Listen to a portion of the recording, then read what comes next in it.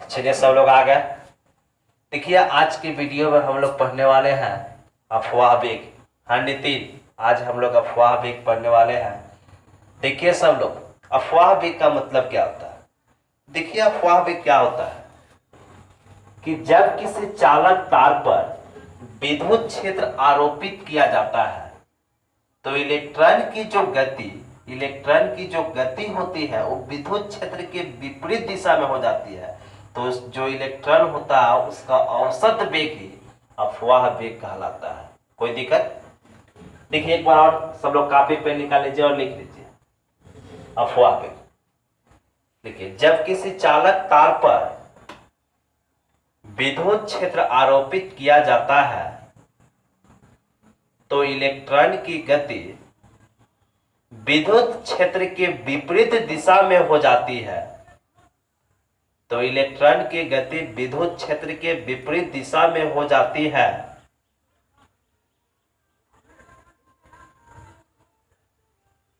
तो इलेक्ट्रॉन का औसत वेग अफवाह वेग कहलाता है। तो इलेक्ट्रॉन का औसत वेग क्या कहलाता है? अफवाह वेग कहलाता है। देखिए इसे भी डी से सूचित किया जाता है। इसे भी डी से सूचित किया जाता है। देखिए अफवाह वेग का मतलब, जैसे कोई चालक तार हो गया आपके पास। देखिए ये जैसे कोई आपके पास एक चालक तार हो गया, मान लिया आप कोई चालक तार ले लीजिए, इस पर हम विद्युत क्षेत्र आरोपित किए।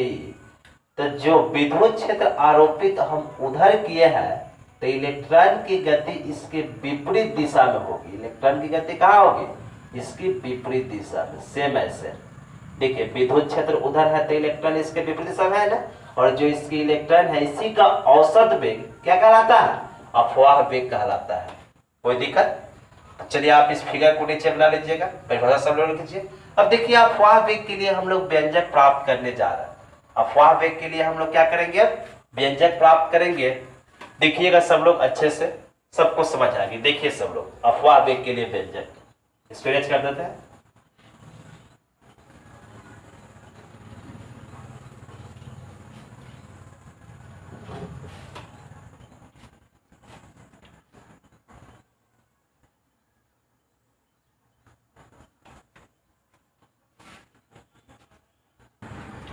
देखिए हम लोग अफवाह वेग के लिए व्यंजक प्राप्त करने जा रहे हैं। देखिए सबसे पहले मान लेते हैं कि माना कि चालक तार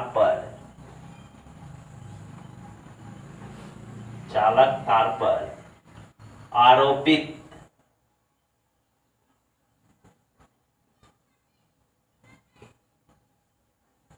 विद्युत क्षेत्र ई है। तो देखिए यानी हम लोग अफवाह वेग के लिए व्यंजक प्राप्त करने जा रहे हैं। मान लेते हैं कि माना कि चालक तार पर विद्युतीय क्षेत्र क्या आरोपित है? ई आरोपित है। तो आप सब लोग ये सूत्र जानते हैं बाबू, सूत्र से देखिए सब लोगों को सूत्र पढ़ाया गया है E इक्वल टू F/Q। सब लोग पढ़े। हम लोग यहाँ बात किया है इलेक्ट्रॉन की। किसकी बात किया है? क्योंकि चालक तार में इलेक्ट्रॉन हो।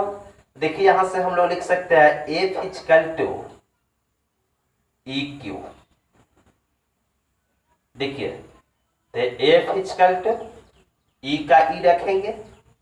अब देखिए गुना, आप Q की जगह यहां इलेक्ट्रॉन का आवेश है तो यहां आप लिख सकते हैं माइनस E या केवल E भी लिख सकते हैं क्योंकि इलेक्ट्रॉन है। आप समझ जाएंगे।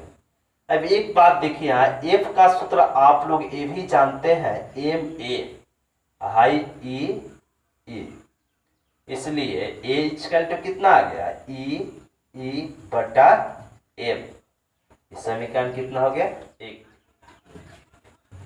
कोई दिक्कत?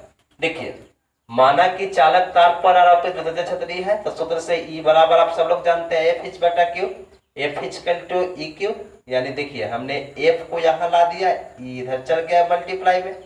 अब देखिए F इक्वल टू आप लोग पढ़े थे सूत्र A भी, यहां लिख लीजिएगा F इक्वल टू एम में पढ़े थे ना न्यूटन लॉ में, बल के फॉर्मूले में, एम ए इक्वल टू ई ई, तो इसलिए ए इक्वल टू ई बटा एम। अभी इतना उतार लीजिए, फिर हम मिटा के आगे लिखते हैं।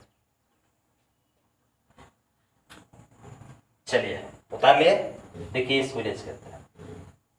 अब देखिए सब लोग, एक आप लोग जानते हैं वेग त्वरण समीकरण, चाहे वेग समीकरण। देखिए सब लोग, v इक्वल टू क्या होता है, u प्लस ए टी। अब आप देखिए इसको मान लेते हैं समीकरण 2। यदि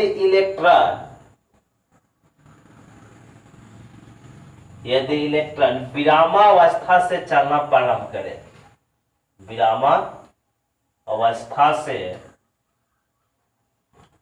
चलना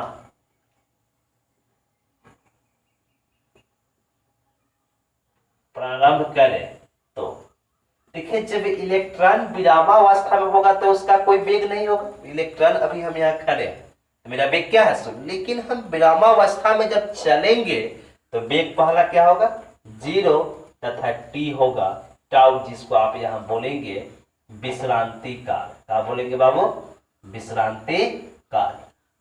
कोई दिक्कत। अब देखिए समीकरण 2 से, आइए समीकरण 2 से हम लोग बात करेंगे। समीकरण 2 से v की जगह लिखेंगे vd, क्योंकि मेरा अफवाह वेग है, इक्वल टू u की जगह कितना लिखेंगे, 0 प्लस, देखिए समीकरण 1 में हम लोगों ने a का मान निकाले थे, e निकाले थे ना, समीकरण 1 से रख लीजिए e बटा a गुना, देखिए यहाँ t है तो t की जगह क्या रखेंगे बाबू, विश्रांति का।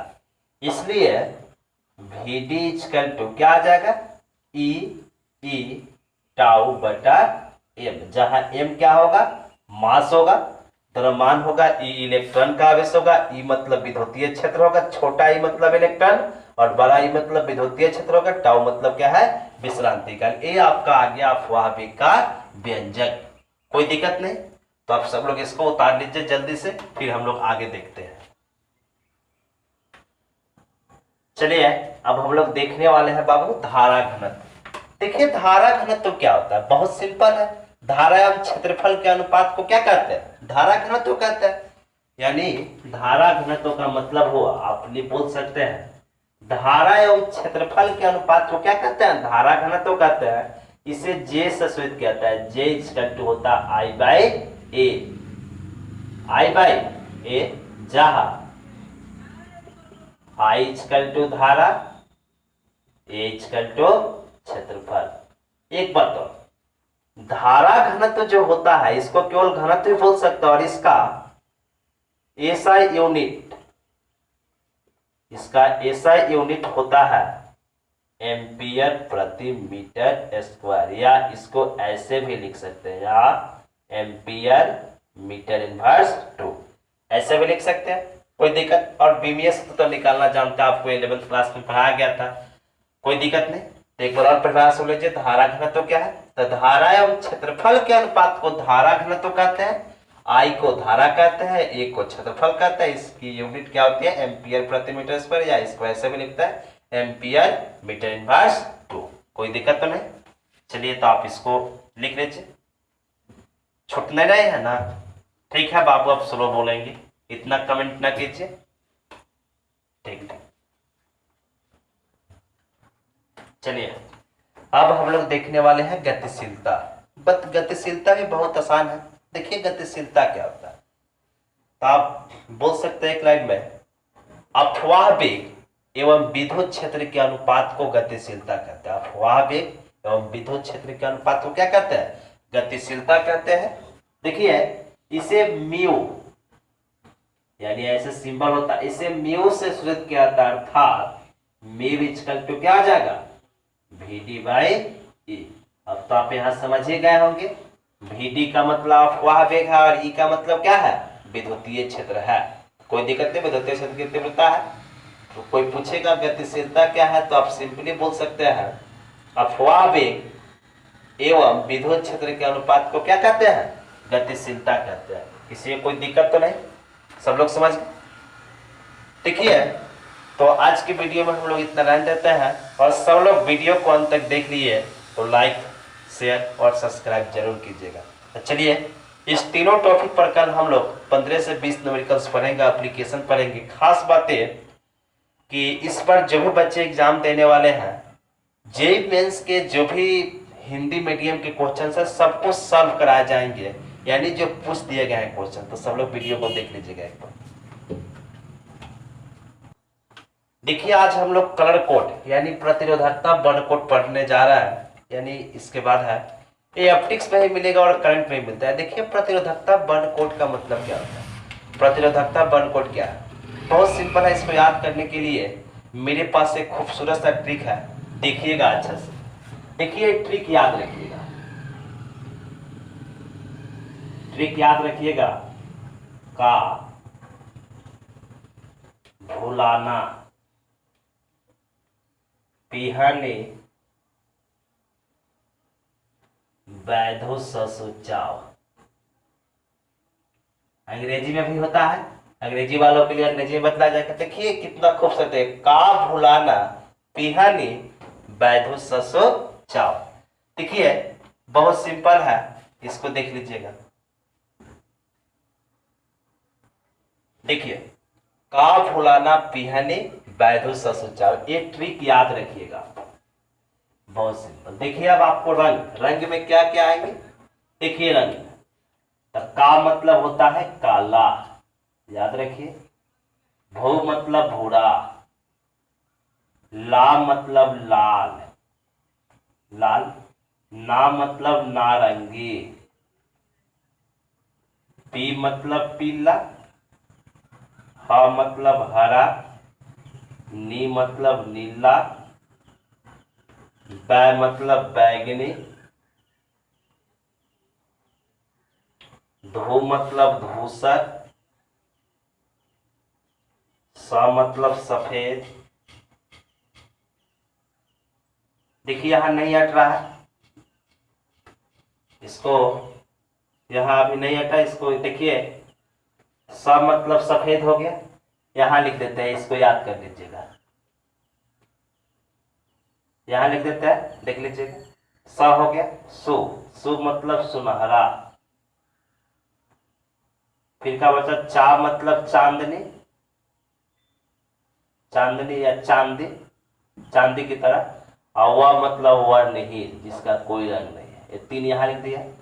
देखिए इसका अंक क्या होता है, जीरो से स्टार्ट होता है। 0 1 2 3 4 5 6 7 8 9। इसके बाद नहीं होता है, इसका कोई कोड अंक नहीं होता है। देखिए गुणांक क्या होता है, 10 के पावर 0, 10 के पावर 1, 10 के पावर 2, 10 के पावर 3, मतलब ये जो है 10 के पावर में चले जाएंगे। 10 के पावर 4, 10 के पावर 5, 10 के पावर 6, 10 के पावर 7, 10 के पावर 8 और 10 के पावर 9। जबकि यहाँ इसका भी अंक होता है 10 के पावर -1, 10 के पावर -2।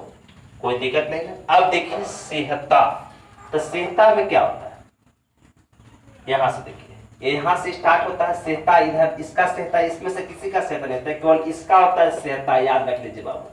देखिए सेहता इसका होता है 5%, इसका होता है 10%, इसका होता है 15%। तो इसको ट्रिक याद रखिए, का भुलाना पियानी वैधो ससुचाव, अपने से याद हो जाएगा प्रतिरोधकता बर्न कोड, कोई दिक्कत नहीं है। बहुत इंपॉर्टेंट होता है न्यूमेरिकल्स के लिए, तो आप इसको एक बार याद रखें। देखिए याद करने में हम काला का रंग कोड 0, लाल का 2, तो याद रखने बिहार बोर्ड में भी क्वेश्चन आते हैं, तो इसको ट्रिक को याद रखिए, कभी आप भूलिएगा, ठीक है ना।